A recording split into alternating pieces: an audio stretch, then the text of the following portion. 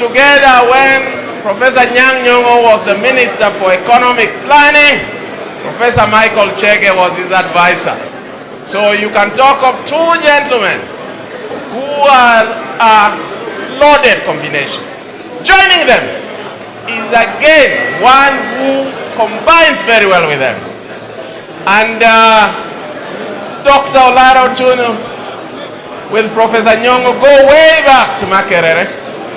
He became the foreign minister and has been a diplomat of the Uganda government. He comes from the community of the wider Luo in Uganda. And Dr. Lara Tunu can give you the credentials of Jaramogi as a Pan-Africanist because he has a living memory of what Jaramogi was doing for the greater African nation.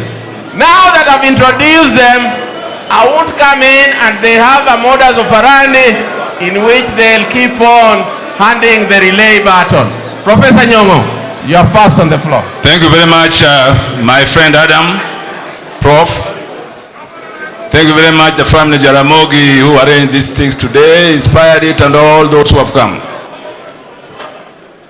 Less than 5 years into flag independence, the doyen of social democracy, Jaramogi Oginga Odinga, penned his autobiography, Not Yet Uhuru. Matters have since gotten worse. The masses in Kenya can hardly breathe. Across our land and nation, disrespect for human dignity reigns. There are families surviving on 1 meal per day. Healthcare for all remains a distant dream. Many parents cannot afford school fees. Place their hopes on charity. Kenya is now rated one of the most unequal societies globally, with an annual rate of growth that provides little hope that our nation will provide a place to feel at home for all our people. Just before independence, Jaramogi told the Nyapara of colonial rule, and I quote, "Kenya is Marwa," which means Kenya is ours. Perhaps he spoke too early, for it didn't take long before Fanon's Rachel of the Earth foresight on the pitfalls of independence without a truly progressive and nationalist ruling class was demonstrated as from one country to the other in Africa through military coups. The new and productive African ruling class, who are only interested in the power and the benefits of power, have continued to enrich themselves and not look after the plight of the poor, which is the major cause of state failure today. One of the things that Jaramogi was committed to liberate Africans from. A generation has found itself landless and homeless even 60 years after independence. Many still live as squatters in overcrowded former Mau Mau villages and informal settlements in Kenya. Jaramogi was earnest when he wrote his book, Not Yet Uhuru, boldly stating that, and I quote, "The struggle for independence is not just about freedom from colonialism, it's also about the struggle for economic, social, and political justice for all." He was categorical that the struggle for independence, I quote, was about improving the lives of all Kenyans. As long as there are downtrodden people in the nation of Kenya, the struggle for liberation in Kenya, as elsewhere in Africa, remains urgent and an imperative. That struggle is still urgent and imperative even today. Vice President Jaramogi Oginga Odinga witnessed it all. The scramble for post-colonial or colonial assets, the rapid transfer of public property to private hands, and the rise of an authoritarian presidential state. He saw individuals and some former nationalists troop to the seat of power in pursuit of special interests. He saw firsthand the seeds of present-day major graft planted and the disdain for the citizen displayed among the ruling class. This was not the Kenya Jaramogi had dreamt of. Certainly not. Without shame or sense of guilt, this class accumulated land at an alarming speed, driving poor peasants out of their ancestral homes when it suited them. Jaramogi faced without constant intrigues. Jaramogi faced constant intrigues in the ruling party KANU. To isolate all progressive forces, decided to finally resign from the government to form the Kenya People's Union in 1966. Jaramogi Oginga Odinga was detained without trial, as you have heard, and the government mounted a witch hunt against all progressive forces. Jaramogi remained unbogable and continued the struggle for multi-party democracy, dignity and social justice up to his last breath. Exactly 30 years ago today, we fondly remember Jaramogi as steadfast, modest, honest, consistent, a diligent farmer, teacher, mentor, a Pan-Africanist, nationalist, a realist who was earnest in his advocacy for the liberation of the wretched of the earth in Kenya and elsewhere in the world. Koigi wa Mwere got it right.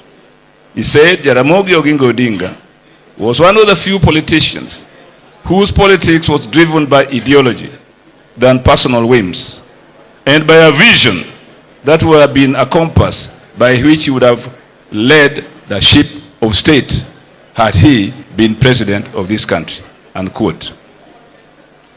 To the disbelief of many, Jaramogi hung Kenyatta's portrait on the wall of his Kisumu home, together with portraits of great freedom fighters like Nyerere, Nkrumah, and Gabriel Abdel Nasser of Egypt. When asked why he would give Kenyatta this honor, he said, and I quote, he had no power to revise history and deny that Kenyatta fought and suffered for the freedom of Kenya. His honesty and respect for history was engraved on his walls, notwithstanding his differences with Jomo Kenyatta. Those of us who led the second liberation struggle have walked in the footsteps of Jaramogi, consistently working with his son Raila Amolo Odinga. Jaramogi lives on in the basic structure of our struggle.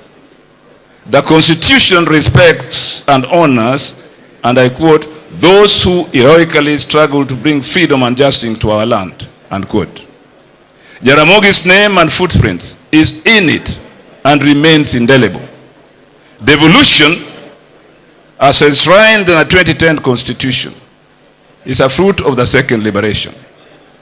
The preamble recognizes the aspirations of all Kenyans for a government based on the essential values of human rights, equality, freedom, democracy, social justice, and the rule of law. Values that Jaramogi espoused in his life, struggled for, and suffered for. And, as I have written elsewhere, that the annals of history, in the genesis and evolution of modern nations, only has a few visionary leaders who shaped the destiny of such nations at critical moments in history. In the case of Kenya, Jaramogi Oginga Odinga will always stand tall among the nationalists who shaped the destiny of our nation. 30 years on, it's still a long walk to freedom, but we shall get there. Long live Jaramogi Oginga Odinga. Long live his vision and inspiration. Long live his words and advice. Note to uhuru, aluta continua. I will now hand it over to my colleague and comrade, Professor Michael Chege, with whom I have worked very closely since the 1960s. not just in academy, but also in politics as well. Michael. Thanks very much, Peter. I'd like to begin by expressing my appreciation to the Oginga family for accepting, for being generous and allowing us to come in and celebrate with you this anniversary of a great African, a great statesman, Jaramogi Oginga Odinga. Dr. Uhuru, thank you very much as a leader of family. My friend of many years, Prime Minister Raila Odinga, again, always a pleasure to be with you and your family. Let me say this before I go far. I don't want to repeat what everybody has said about the greatness of this man. I want to say something about greater things we have done, which are not yet in the public domain, and which is people like us who should be doing research and bringing them to you as a way of getting him known better and also getting our country to improve the way it does its business better. I was 12 years old in 1958 when Jaramogi stood in Parliament, Legislative Council, and said whatever the British thought about the 14 members who had been elected in the Legislative Council, the true leaders of the African people are the ones you locked up. Jomo Kenyatta, the Kapenguria Six, and the others. I can assure you from my heart, from what I heard from the elders, because we are still in the village concentration camps, the earth shook. Nobody knew what was going to happen to him, whether he too was going to be locked up, or what was going to happen. But I can tell you, it was a moment that raised people's hearts. Today, I want to use this position in my own small way to give back to that moment of happiness which an awful lot of young children in those villages felt as a result of Jaramogi. Not yet Uhuru has been mentioned.